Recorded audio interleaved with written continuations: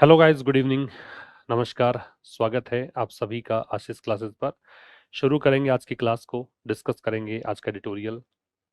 एक इमेज आपको नजर आ रही है, ये क्ले से बनाई गई वॉच है। मैंने ही बनाई थी, बेटे के लिए बनाई थी। टाइम बहुत ज़्यादा लग गया था इसमें। देखने में छोटी सी चीज़ है, लेकिन छोटी छोटी चीज़ें जो है ना, बहुत टाइम उसमें लगता है। और जैसे आप एडिटोरियल मेरे साथ पढ़ रहे हो, तो वो लोग बहुत अच्छे से समझ सकते हैं जिन्होंने मेरे साथ काफ़ी लंबे समय से क्लासेस ली हैं। इस वर्ष की 28th क्लास ही है, और पिछले साल भी हमने 200 के करीब क्लासेस ली थी। ठीक है, तो वो सारे सेशंस अगर आपने देखे हैं मेरे साथ, अगर आप छोटी छोटी चीज़ें सीखते चल रहे हैं, उनको साथ में जोड़ते चल रहे हैं, ठीक है, तो बहुत सारी चीज़ें आपको सीखने को मिली होंगी, बहुत ज़्यादा इम्प्रूवमेंट आप में आया होगा। और इस तरह के छोटे छोटे प्रयोग करते रहो तुम लोग भी। काफ़ी अच्छा लगता है जब रूटीन से हट कर कुछ करते हैं, क्योंकि रूटीन तो है ही। खैर, जैसे मशीन काम करती है वैसे हम लोग काम करते हैं।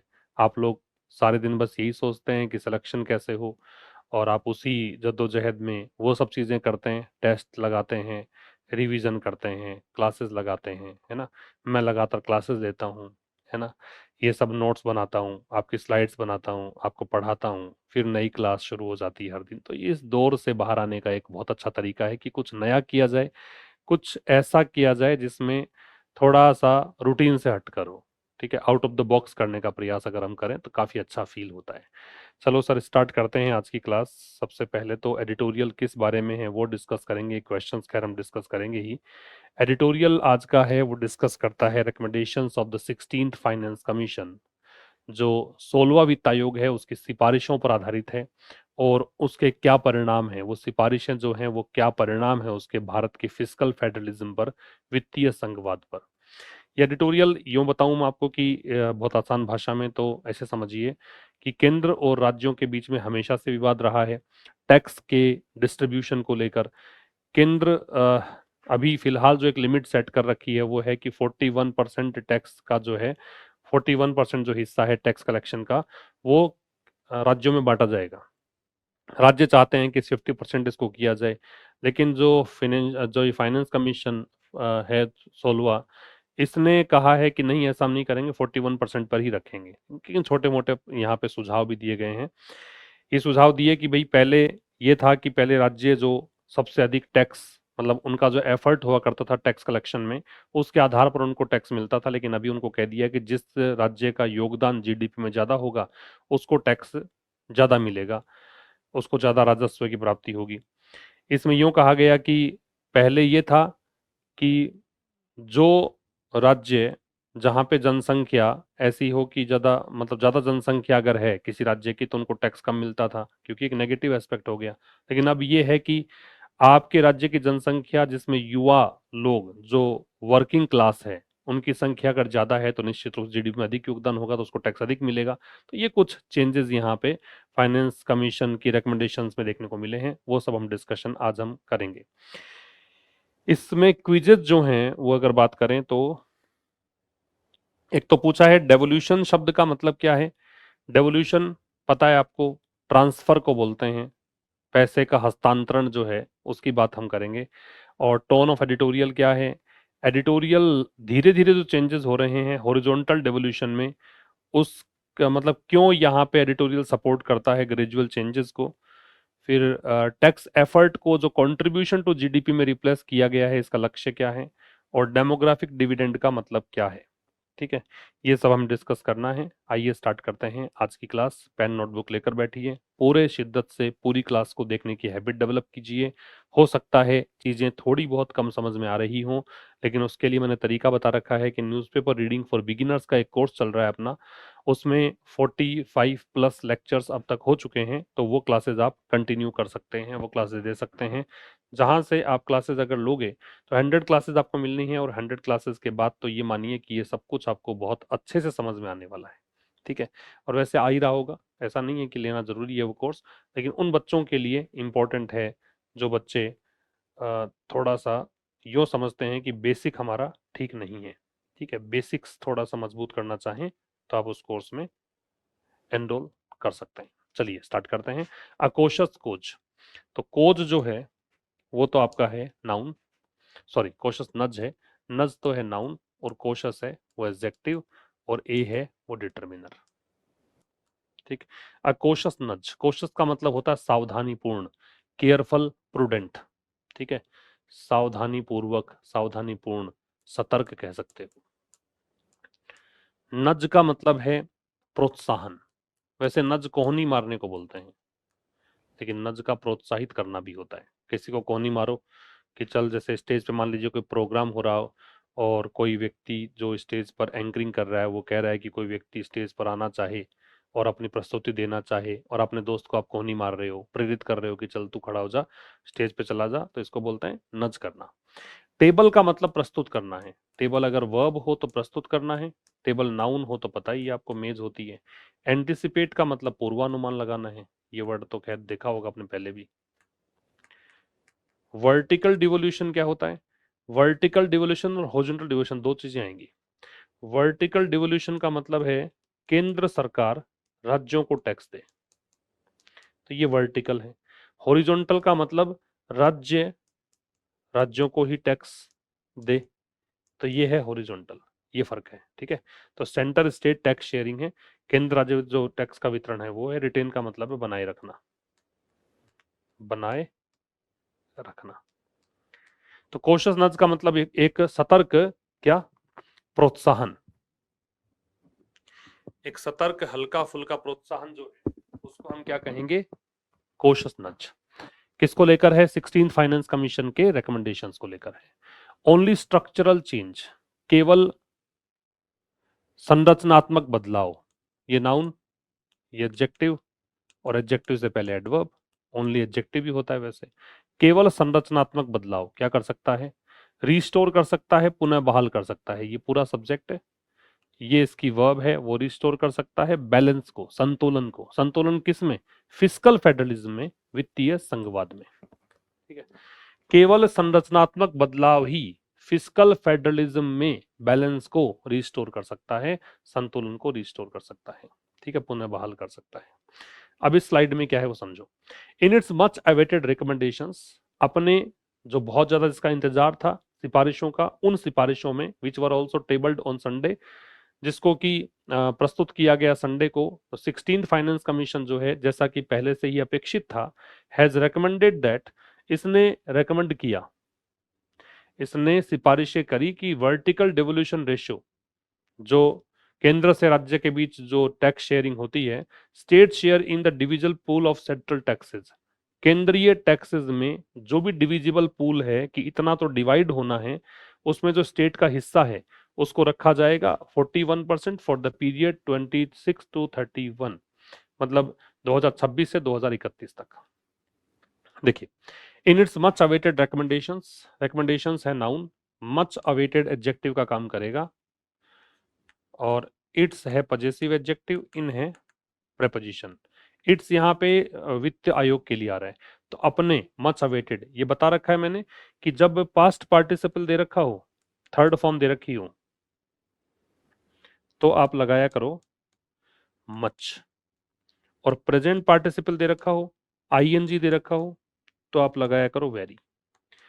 प्रेजेंट पार्टिसिपल में लगाना है वेरी और पास्ट पार्टिसिपल में लगाना है मच। तो अपने बहुप्रतीक्षित या काफी लंबे समय जिसका इंतजार था उन सिफारिशों में, अब इन सिफारिशों के लिए कहा है रिलेटिव प्रोनाउन है। ये वो सिफारिशें हैं जो कि ये वर्ब हो गई, ऑल्सो है वो एडवर्ब है, टेबल्ड ऑन ये हेल्पिंग वर्ब और ये मैन वर्ब, और वर्क के साथ थर्ड फॉर्म है तो ये पास्ट इंडेफिनिट का पैसिव है। इनको, अब ये एडवर्ब जो है ना ऑल्सो, ये मैन वर्ब से पहले ही आता है, इनको प्रस्तुत भी किया गया है ना, इनको टेबल भी किया गया संडे को। ऑन संडे है, पर्टिकुलर डे है, टाइम बता रहा है, एडवर्ब का काम करेगा ऑन संडे पूरा, अगर केवल संडे होता तो नाउन। तो अपने मच अवेटेड रिकमेंडेशंस में जिनको की प्रस्तुत भी किया गया संडे को, तो 16th फाइनेंस कमीशन जो है, जैसा कि एंटिसिपेट किया गया था, एंटिसिपेट मतलब एक्सपेक्टेड था, जैसा ये दे रखा है ना एक्सपेक्टेड, ये दे रखा देखो, एंटिसिपेट पूर्वानुमान जैसा लगाया गया था, जैसा अपेक्षित था, तो इसकी वर्ब है हैज रिकमेंडेड, इसने सिफारिश की है, इस फाइनेंस कमीशन ने सिफारिश की है। दैट कंजंक्शन, ये रिकमेंड किया है तो आगे सब्जेक्टिव मूड लगेगा, जब भी कोई डिमांड की है, जब भी कोई रेकमेंड किया है, तो ये सब्जेक्टिव मूड आता है। सब्जेक्टिव मूड का मतलब है चाहे सब्जेक्ट कैसा भी हो वह प्लूरल आएगी, ठीक है। तो क्या रेकमेंड किया है कि वर्टिकल डेवोल्यूशन रेशियो कि जो केंद्र और राज्य के बीच में टैक्स का जो स्थानांतरण है या फिर कहें कि शेयरिंग है उसका अनुपात, अभी बीच में कहा लोग ने समझा क्या रेशियो चल रहा है, स्टेट्स शेयर। अब ये स्टेट्स के बाद अपोस्ट्रोफे क्यों है, ये बता रखा है कि प्लूरल नाउन जिसमें एस और ईएस हो उसके साथ कॉमा लगाना हो, अपोस्ट्रोफे लगाना हो तो लास्ट में लगाया करो। तो स्टेट की जो शेयरिंग है किसमें, divisible pool of central taxes, जो सेंट्रल टैक्सेस हैं, ठीक है, उसका एक डिविजिबल पूल है। ये नाउन है, ये एडजेक्टिव है। मतलब वो पूल, पूल का मतलब ग्रुप मानिए, फंड मानिए, कोष मानिए, जिसको आप डिवाइड कर सकते हो, उसमें केंद्र राज्य की हिस्सेदारी जो है उसको रिटेन किया जाएगा। क्या कह रहा है, वर्टिकल डिवोल्यूशन रेशियो को रिटेन किया जाए, ये रिकमेंडेशन है, इसलिए सब्जेक्टिव मूड है। आप यहां देखिए बी लगा रखा है, बेस फॉर्म आएगी इसमें, चाहे सब्जेक्ट कैसा भी हो, सिंगुलर प्लूरल कुछ भी हो। वैसे तो सिंगुलर रेशियो यहां पे आना चाहिए था इज, लेकिन आ रहा है बी, क्योंकि यहां पे दे रखा है क्या, रिकमेंडेड। कितना, 41%। किस पीरियड के लिए, 2026 से 31 के लिए। बात क्लियर है, आगे चला जाए। देखो पढ़ो एक बार आप खुद से।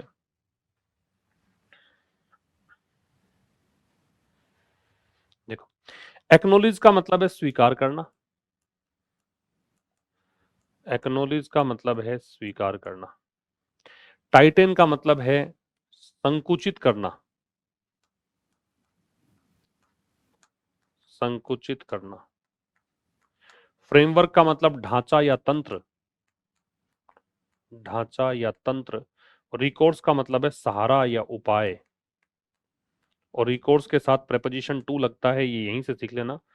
रिकोर्स के साथ किसका सहारा लिया, किसका आश्रय लिया, उसके लिए टू का प्रयोग करना पड़ेगा, ठीक है।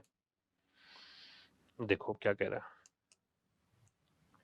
इस स्लाइड में ये कहा गया कि स्टेट्स चाहते हैं कि 41% नहीं भाई 50% तो दो डिविजिबल पूल में से हिस्सा। This is despite the commission acknowledging, और ये बात इस चीज के बावजूद है कि जो वित्त आयोग है वो स्वीकार कर रहा है कि यहाँ पे जो फिस्कल स्पेस है, वित्तीय गुंजाइश है राज्यों के लिए, वो संकुचित हो रही है, ठीक है, under the GST framework, GST आने के बाद से। And that the growing mismatch between expenditure responsibilities, और यहाँ पे बढ़ता हुआ मिसमैच है, थोड़ा एक खाई पैदा हो गई है कि एक तरफ राज्यों की खर्चों की जिम्मेदारियां भी हैं और साथ में आपको दूसरी तरफ जो रेवेन्यू है, अश्योर्ड रेवेन्यूज हैं, गारंटीड जो इनकम है, वो उन दोनों में जो खाई पैदा हो गई है। और इस बढ़ते हुए खाई ने क्या किया है, उन राज्यों को रख दिया है किस हालात में, कि उनको सहारा लेना पड़ रहा है मार्केट से कर्ज लेने का। किस रूप में, मुख्य एडजस्टमेंट मैकेनिज्म, भी एडजस्ट तो करना पड़ेगा भाई आपको, आपकी जिम्मेदारियां ज्यादा हैं तो आपको पैसा खर्च ज्यादा करना पड़ता है, आय कम हो रही है तो क्या लेते हैं, कर्ज। वैसे ही राज्यों के साथ है।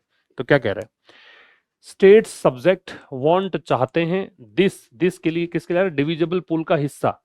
तो स्टेट चाहते हैं इस चीज को कि वो कैसी हो, ये ऑब्जेक्ट हो गया, वो हो 50%, 41%, 50% होना चाहिए। दिस इज, ये डेमोन्स्ट्रेटिव एग्जेक्ट प्रोनाउन है क्योंकि आगे नाउन नहीं है, ये इसकी वर्ब। डिस्पाइट प्रेपोजिशन है, और प्रेपोजिशन का प्रभाव देखिए यहाँ पे आ रहा है आईएनजी, ठीक है, base form plus I N G preposition के कारण है। डिस्पाइट के बारे में मैंने बहुत बार बताया है कि डिस्पाइट के बराबर आप रख सकते हो इन स्पाइट ऑफ, डिस्पाइट के साथ में ऑफ नहीं लगता है, डिस्पाइट खुद ही प्रेपोजिशन है तो इसके साथ में ऑफ नहीं लगता है, ये वाली बात ध्यान रखेंगे। तो स्टेट्स चाहते हैं कि ये 50% हो, और ये इसके बावजूद है कि कमीशन, कमीशन कौन सा, फाइनेंस कमीशन निश्चित हो गया, दे लग रहा है। एक्नोलेजिंग, वो स्वीकार करता है, वो स्वीकार कर रहा है, एडमिट कर रहा है। टाइटेनिंग फिस्कल स्पेस को, फिस्कल स्पेस तो नाउन है और ये इसका एडजेक्टिव है। संकुचित होता हुआ, श्रिंक होता हुआ, क्या, फिस्कल स्पेस, कौन सा फिस्कल स्पेस, जो स्टेट्स फेस करते हैं, किसके तहत, जीएसटी फ्रेमवर्क के तहत। अंडर के बाद जो जीएसटी फ्रेमवर्क है ये नाउन है, इसका ऑब्जेक्ट है। और ये कंजंक्शन हो गया, दैट, और ये कहा है कि, ये भी कंजंक्शन ही है। द ग्रोइंग मिसमैच, बढ़ता हुआ मिसमैच, ये नाउन, ये एडजेक्टिव, और एडजेक्टिव में भी देखो आईएनजी है तो present participle, that determiner. Growing mismatch मतलब बढ़ता हुआ, ग्रोइंग मतलब इंक्रीजिंग, इंक्रीजिंग मिसमैच मतलब ये मैच नहीं कर रही दोनों चीजें, जो आ रही है और जो पैसा जा रहा है ये मैच नहीं कर रहा है ना, पैसा ज्यादा जा रहा है।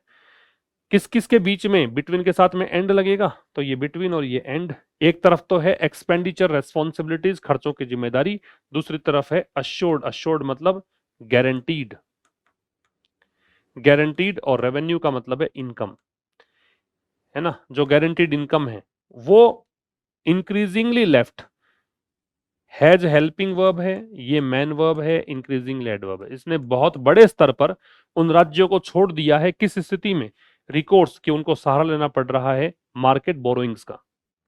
किस रूप में, एज प्रेपोजिशन है, अगर दे रखा हो इस रूप में। प्रिंसिपल का मतलब है मैन, मुख्य। एडजस्टमेंट मैकेनिज्म, मैकेनिज्म मतलब सिस्टम, एडजस्टमेंट मतलब समायोजन तो करना ही पड़ेगा, एडजस्ट तो करना ही पड़ेगा, तो इस सिस्टम के रूप में, मुख्य समायोजन तंत्र के रूप में यहां मार्केट बोरोइंग्स का सहारा लेना पड़ रहा है, रिकोर्स के साथ टू आ रहा है। तो मोटा मोटा बात इसमें यह है कि 41% के लिए आपने कहा, राज्य चाहते हैं 50% इसको किया जाए, और यहां वित्त आयोग मानता भी है इस बात को कि भाई यहां पे स्टेट्स के लिए जीएसटी आने के बाद से फिस्कल स्पेस जो है, वित्तीय गुंजाइश जो है काफी संकुचित हो गई है, और उनके जो खर्चे हैं और उनकी आय है उसके बीच में बहुत बड़ा अंतर है, जिसके कारण उन्हें मार्केट के कर्ज का सहारा लेना पड़ता है प्रिंसिपल एडजस्टमेंट मैकेनिज्म के रूप में। ये नोट डाउन कर लीजिए। आइए नेक्स्ट पर, पढ़ो खुद से। प्रेडिक्टेबली मतलब जैसा कि अपेक्षित है, जैसा कि अपेक्षित है। प्रोजेक्टेड मतलब अनुमानित। डिवोल्यूशन मतलब हस्तांतरण, आवंटन। ट्वीक का मतलब छोटा सुधार। मोडेस्ट वैसे तो विनम्र होता है, लेकिन यहां पे है छोटा, कम, सीमित। क्या कह रहा है देखो, प्रेडिक्टेबली जैसा कि अनुमानित था, जैसा कि अपेक्षित था, several states have criticised the projected devolution. जो अनुमानित हस्तांतरण है, शेयरिंग है या आवंटन है, उसको कई राज्यों ने आलोचना करी। फॉर द कमिंग फिस्कल, आने वाले वित्त वर्ष के लिए जो इन्होंने कहा है कि इतना पैसा मिलेगा, उसकी इन्होंने आलोचना करी। But have also cautiously welcomed, लेकिन साथ में उन्होंने बड़ी सतर्कता से स्वागत भी किया a tweak in the horizontal devolution formula, कि जो एक सुधार आया है हॉरिजॉन्टल डेवोल्यूशन फॉर्मूला, उस सूत्र में जो कि राज्य से राज्य के बीच में जो बंटवारा होगा टैक्स का, उसमें द FC16 फाइनेंस कमीशन 16 जो है उसने रीस्ट्रक्चर किया है, रीवर्क किया है द अर्लियर टैक्स एफर्ट, पहले हुआ करता था टैक्स एफर्ट, उस मापदंड को, उस मानदंड को इन्होंने चेंज कर दिया है ब्रॉडर कंट्रीब्यूशन टू जीडीपी, कि अब हम ये देखेंगे कि जीडीपी में योगदान ज्यादा किसका है, major, and raised its weight sharply, और इसका वजन, भार भी बढ़ा दिया। पहले था 2.5% फाइनेंस कमीशन 15 में, अब ये कर दिया 10%। दिस चेंज इज इंटेंडेड, अब इस बदलाव का लक्ष्य क्या है, लक्ष्य ये है कि जो उत्पादक राज्य हैं, जो सक्षम राज्य हैं, उनको प्रोत्साहन मिले, and represents a modest but meaningful attempt, और ये दर्शाता है कि ये सीमित ही सही, छोटा ही सही, लेकिन एक अर्थपूर्ण प्रयास है कि वो गवर्नेंस आउटकम्स को, कि आपका शासन अच्छा है तो इसको जोड़ना चाहते हैं फिस्कल ट्रांसफर से, कि शासन अच्छा है पैसा अधिक मिलेगा, इससे जोड़ना चाहते हैं। प्रेडिक्टेबली एडवर्ब है, इसका मतलब है जैसा कि अपेक्षित है, एज एक्सपेक्टेड है, एडवर्ब है। सेवरल स्टेट्स, कई राज्यों ने, ये सब्जेक्ट हो गया जिसमें ये डिटर्मिनर है, स्टेट्स नाउन है। कई राज्यों ने क्या किया है, ये हेल्पिंग वर्ब, ये मैन वर्ब, इन्होंने क्रिटिसाइज किया है किसको, प्रोजेक्टेड डेवोल्यूशंस को। डेवोल्यूशंस नाउन है, ये एडजेक्टिव है, ये डिटर्मिनर है। अनुमानित शेयरिंग को, ठीक है, आवंटन को, किस लिए, फॉर द कमिंग फिस्कल, आने वाले वित्त वर्ष के लिए, ये नाउन, ये एडजेक्टिव, ये डिटर्मिनर। लेकिन ये conjunction, have also cautiously welcomed, अब ये प्रोजेक्टेड जो कह रहा है कि इन्हीं सेवरल स्टेट्स की बात कर रहा है, इन्होंने हैव हेल्पिंग वर्ब, ये मैन वर्ब, ठीक है, कॉशियसली एडवर्ब, और ये भी एडवर्ब है, एडवर्ब से पहले एडवर्ब आ सकता है। इन्होंने बड़ी सावधानी से वेलकम भी किया है, स्वागत भी किया है, अ ट्वीक, एक सुधार का, सुधार किसमें, हॉरिजॉन्टल डेवोल्यूशन फॉर्मूला में, ठीक है, वो डेवोल्यूशन फॉर्मूला जो हॉरिजॉन्टल है, स्टेट से स्टेट के बीच में जो टैक्स शेयरिंग है उसका स्वागत भी किया है। अब वित्त कमीशन 16 जो है उसने रीवर्क किया है, ये हेल्पिंग वर्ब, ये मैन वर्ब और ये प्रेजेंट परफेक्ट है। रीवर्क का मतलब है रीस्ट्रक्चर किया है या रीऑर्गेनाइज किया है, पुनर्गठित करना, ठीक है, थोड़ा सुधार करना फिर से। पहले हुआ करता था, अर्लियर यहां डिटर्मिनर है ना, एडजेक्टिव मान सकते हो। पहले हुआ करता था टैक्स एफर्ट। क्राइटेरियन का मतलब होता है मापदंड, इसको बेंचमार्क कह सकते हो, मापदंड।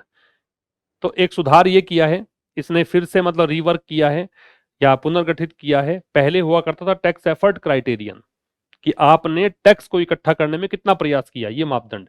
इसको चेंज कर दिया किसमें, broader contribution to GDP, contribution में टू लगेगा, जीडीपी में ज्यादा योगदान, ब्रोडर का मतलब बड़े स्तर पर, एक्सटेंसिव कह सकते हो, व्यापक कह सकते हो, ठीक है, कि जीडीपी में आपका कितना योगदान है, इस मेजर, मेजर का मतलब वही बेंचमार्क है, वही क्राइटेरियन है। एनरेज्ड और साथ में बढ़ाया है, ये वर्ब है। ये हैज तो इसने लगा ही दिया पहले से, तो ये हैज रिपीट नहीं किया, वरना हैज रेज्ड इसको पढ़ सकते हो। और रेज ट्रांजिटिव वर्ब है, याद रखना, इसके बाद सीधा ऑब्जेक्ट लगता है, तो ये ऑब्जेक्ट है। इट्स वेट, इसने इसका वेट मतलब इंपॉर्टेंस मान लीजिए, इट्स पजेसिव एडजेक्टिव है, वेट नाउन है। शार्पली काफी ज्यादा, काफी बड़े स्तर पर, शार्पली का मतलब यो मान लो कि काफी बड़े स्तर पर है, टू ए लार्ज एक्सटेंट है, टू अ लार्ज एक्सटेंट, बड़े स्तर पर इसको बढ़ा दिया है।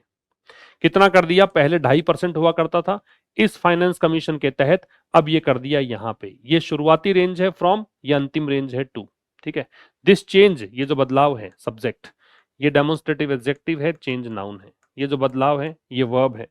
इज इंटेंडेड, इसका उद्देश्य है, ये वर्ब, ये एडजेक्टिव है यहां पे, ये थर्ड फॉर्म नहीं है, एडजेक्टिव है, इसका मतलब है मेंट, इसका उद्देश्य ये है कि रिवॉर्ड मतलब प्रोत्साहित किया जाए प्रोडक्टिव और एफिशिएंट स्टेट्स को, स्टेट्स नाउन, ये दोनों एडजेक्टिव, ऐसे राज्यों को जो सक्षम हो और उत्पादक हो, और रिप्रेजेंट करता है, ये वर्ब है। दिस चेंज की वर्ब है क्या, मोडेस्ट, कि ये सीमित है, छोटा है, लेकिन मीनिंगफुल अटेम्प्ट है, ये नाउन, ये एडजेक्टिव। किस लिए, किसका प्रयास है, लिंक करने का, जोड़ने का, किसको, गवर्नेंस आउटकम्स को। गवर्नेंस आउटकम्स का मतलब आपका शासन का परिणाम कैसा रहा, किसके साथ जोड़ रहे हो, फिस्कल ट्रांसफर्स से, कि जैसा आपका शासन रहेगा, जैसा आप सुशासन दिखाएंगे, उसके अनुरूप ही आपको पैसा मिलेगा, ठीक है, समझ में आई। तो जैसा अनुमानित था उसी के अनुसार कई राज्यों ने इसकी आलोचना करी, जो भी अनुमानित अगले वर्ष में जो भी अनुमानित यहाँ पे आवंटन होना है उसकी, लेकिन साथ ही में बड़ी सावधानी से स्वागत भी किया इस सुधार का। सुधार क्या था, हॉरिजॉन्टल डेवोल्यूशन फॉर्मूला में। जो फाइनेंस कमीशन 16 है उसने फिर से रिस्ट्रक्चर किया है, पहले टैक्स एफर्ट मापदंड हुआ करता था, अभी इन्होंने कहा है कि कंट्रीब्यूशन कैसा है जीडीपी में, वो हम देखेंगे, ठीक है। और इसने इसके वेट को, इसका जो एक कहें कि इस इंपॉर्टेंस को बढ़ा दिया है, पहले 2.5% दिया करते थे ये, अब ये देंगे 10% तक। ये जो बदलाव है इसका लक्ष्य ये है कि जो भी प्रोडक्टिव राज्य हैं या एफिशिएंट स्टेट्स हैं उनको प्रोत्साहित किया जाए, और ये बहुत ही छोटा लेकिन मीनिंगफुल अटेम्प्ट है कि आप गवर्नेंस आउटकम्स को जोड़ना चाहते हैं फिस्कल ट्रांसफर से, वित्तीय हस्तांतरण से, ठीक है। इसको पढ़िए। डेलिबरेटली मतलब है जानबूझकर, जानबूझकर। इंटेंशनली कह सकते हो, पर्पसफुली कह सकते हो। रिस्ट्रेंड का मतलब है सीमित कह सकते हो, सीमित करना। अब्रप्ट का मतलब अचानक, और रीडिस्ट्रीब्यूटिव मतलब रीअलोकेटिव, पुनः आवंटन से संबंधित।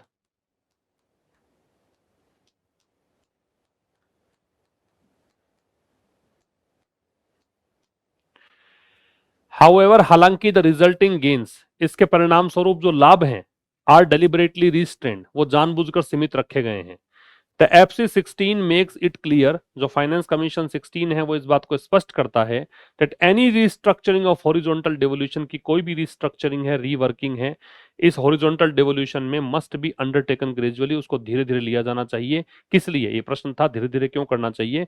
क्योंकि यहाँ पे अब्रप्ट रीडिस्ट्रीब्यूटिव शॉक से बचाना है कि अचानक से आपने आवंटन की परिभाषा जो बदल दी है उसके झटके लग सकते हैं उन स्टेट्स को जो कि ट्रांसफर के लिए डिपेंड करते हैं केंद्र पर, उनको झटका लग सकता है, उनको झटका नहीं लगे, बैलेंस अप्रोच रहे, ऐसा कहना चाह रहे हैं।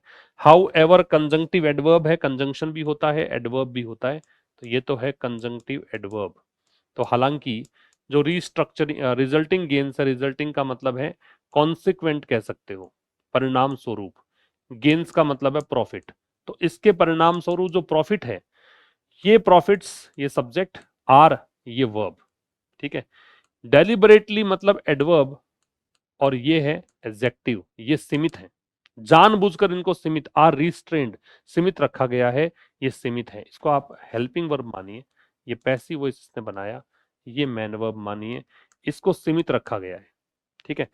अब कह रहा है कि जो वित्त कमीशन है, ये वित्त आयोग है, ये इस बात को स्पष्ट करता है, ये ऑब्जेक्ट और ये उसका ऑब्जेक्ट कॉम्प्लीमेंट है, स्पष्ट करता है कि, ये कंजंक्शन, कि कोई भी रिस्ट्रक्चरिंग मतलब कोई भी रीवर्किंग, कोई भी रीऑर्गेनाइजिंग, किसका, हॉरिजॉन्टल डेवोल्यूशन का, स्टेट से स्टेट के बीच में जो शेयरिंग है, इस रिस्ट्रक्चरिंग को, ये सब्जेक्ट, मस्ट बी अंडरटेकन, ये वर्ब, पैसिव वॉइस है मस्ट का, मॉडल का पैसिव बी के साथ थर्ड फॉर्म लग के बनता है, ग्रेजुअली धीरे धीरे करनी चाहिए, किस लिए, उद्देश्य ये है, ये पर्पस बता रहा है इन्फिनिटिव के माध्यम से, इसलिए ताकि अब्रप्ट रिडिस्ट्रीब्यूटिव शॉक्स ना लगे, ठीक है, मतलब अचानक से आवंटन का झटका ना लगे उन राज्यों को, दैट रिलेटिव प्रोनाउन है, जो राज्य ज्यादा डिपेंडेंट है, डिपेंडेंट ऑन लगेगा ट्रांसफर्स पर, कि केंद्र सरकार जो ट्रांसफर करता है पैसा, उस पर डिपेंड करने वाले राज्यों को इसका झटका ना लगे, इसलिए इसको धीरे धीरे रिस्ट्रक्चरिंग को शामिल किया जाना चाहिए, अंडरटेक करना चाहिए, ठीक है। पढ़िए इसको। अकॉर्ड का मतलब देना है, प्रदान करना है, अकॉर्ड का प्रदान करना। रिफ्लेक्ट का मतलब दर्शाना है। पिनलाइज का मतलब दंडित करना है, पिनलाइज मतलब दंडित करना है।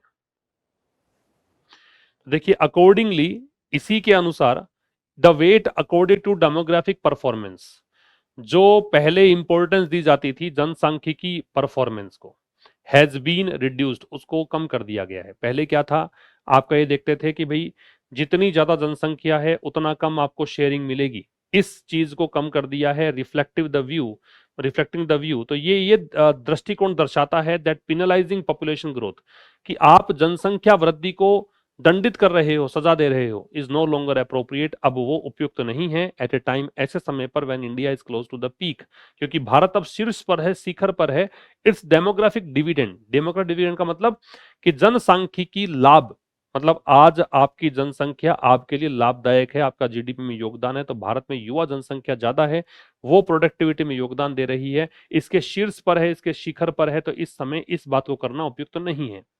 तो अकॉर्डिंगली एडवर्ब है, इसके अनुसार, इसी के अनुसार जो वेट सब्जेक्ट, कौन सा वेट, जो अकॉर्ड किया गया है, ये पास्ट पार्टिसिपल है, वो वेट जो कि प्रदान किया गया है, किसको, डेमोग्राफिक परफॉर्मेंस को, ठीक है, जनसांख्यिकी प्रस्तुति को, इस वेट को हैज बीन रिड्यूस्ड, कम कर दिया गया है, ये पैसिव वॉइस है प्रेजेंट परफेक्ट का।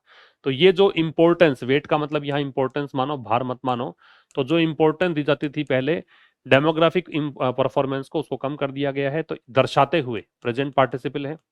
रिफ्लेक्ट का मतलब शो करना है, रिवील करना है, इस दृष्टिकोण को, की ये कंजंक्शन है, पिनलाइजिंग सब्जेक्ट है और इसको जेरेंड कहिए, जब आईएनजी फॉर्म सब्जेक्ट बनता है तो वो जेरेंड है, कि पॉपुलेशन ग्रोथ को पिनलाइज करना, उसको दंडित करना, सजा देना, इज वर्ब है। जेरेंड के साथ हमेशा ही वर्ब कैसी आती है, सिंगुलर वर्ब आती है, जेरेंड के साथ वर्ब कैसी आती है, सिंगुलर वर्ब आती है, कि पॉपुलेशन ग्रोथ को दंडित करना वो अब एप्रोप्रिएट नहीं है, एप्रोप्रिएट एडजेक्टिव है, ऐसे समय पर जब इंडिया सब्जेक्ट, इज है क्लोज एडजेक्टिव है, क्लोज में टू लगेगा, कि भारत नजदीक है पीक के, शीर्ष किसका? डेमोग्राफिक डिविडेंड का, कि भारत में अब वो जनसंख्या है जो आपके लिए लाभकारी सिद्ध हो सकती है, उसके शीर्ष पर है, तो ऐसे समय पर ऐसी बात करना उचित नहीं है। क्लियर?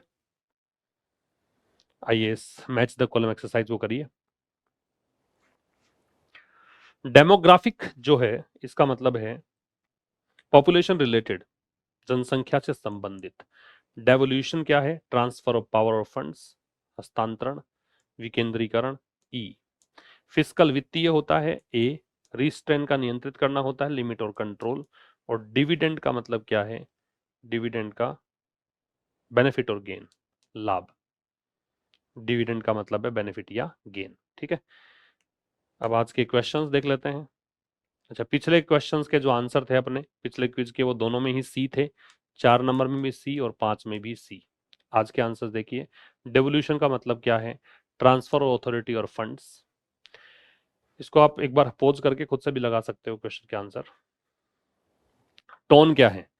तो टोन देखो, कन्फ्रंटेशनल या अलार्मिस्ट तो है नहीं, कोई चेतावनी है ऐसी कोई बात तो देने को मिली नहीं। कोई आशावादी है या फिर प्रशंसा ही कर रहा है पूरे में, ऐसा भी नहीं है। कई कई जगह पे कहा है कि स्टेट चिंतित है, स्टेट्स के बारे में सोच नहीं रहा केंद्र। कई कई जगह पे कहा है कि ये जो ट्वीक हुआ है उसका सही है। तो ये बैलेंस सी अप्रोच है, ये आ जाएगा। एनालिटिकल है, विश्लेषण किया है ठीक से, और कोशसली क्रिटिकल है। ठीक है, सतर्कता पूर्वक आलोचना भी की है इसने। एडिटोरियल क्यों सपोर्ट करता है ग्रेजुअल चेंजेस का? क्योंकि अगर ग्रेजुअल चेंज नहीं किया, अचानक से चेंज आपने कर दिए, तो उससे क्या होगा? उससे उन राज्यों को झटका लग सकता है जो कि डिपेंडेंट है। तो बी आ जाएगा आंसर। और बाकी 2 क्वेश्चंस के आंसर आपको खुद को करने हैं, 4 नंबर और 5 नंबर। ये आंसर आप कमेंट बॉक्स में बताना। Okay, thank you very much for watching till the end. See you tomorrow at 5 through a new session number 29. Till then, namaskar.